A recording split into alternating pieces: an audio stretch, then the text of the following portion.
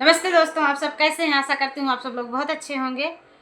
मैं एक खिचड़ी पर का सोहर गीत लेकर आई हूँ, आप लोग सुनिए और जैसे लगे कमेंट बॉक्स में बताइएगा। तो चलिए हम आपको गीत सुनाते हैं। तो गीत हमारा सुनिए, जैसे भी लगे बताइएगा। अपना प्यार दुलार आशीर्वाद बना के रखिएगा।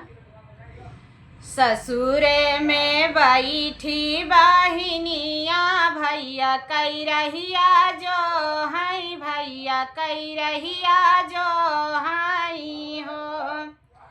रामाई गाए माघ महिनावा, खिचड़िया नीच कानी, खिचड़िया नीच कानी न हो।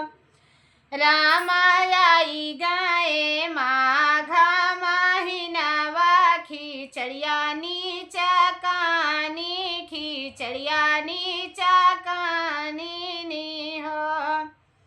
माई मोरी बांधी है जलेड़ुआ, तिलक तिलौआ, तिलक तिलौआ हो।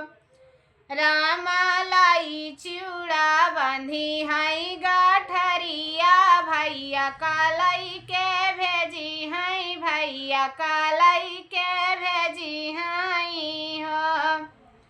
मचिया ही बैठी है सासु, बिरही बोलिया बोलाई, बिरही बोलिया बोलाई हो।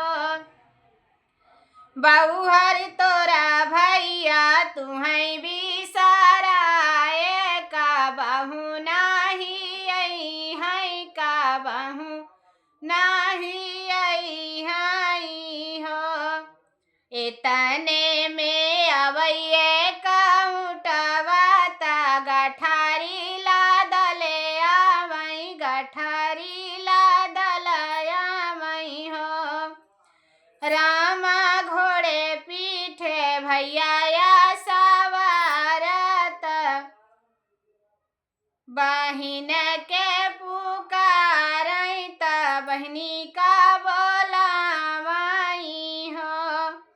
तुही मोरी सासू से सासू, तुहिनी ठाकुराइनी, तुहिनी ठाकुराइनी हो। सासू मोरे नहीं हरिया वही गठरिया, गठरिया तुहिनी खोलाऊ, गठरिया तुही खोलाऊ हो।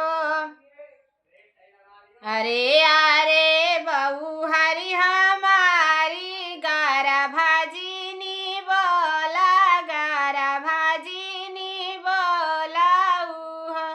बहू हरि तोरे नहीं हरे आई, खिचड़िया गठरिया तू ही खोलाऊ, गठरिया तू ही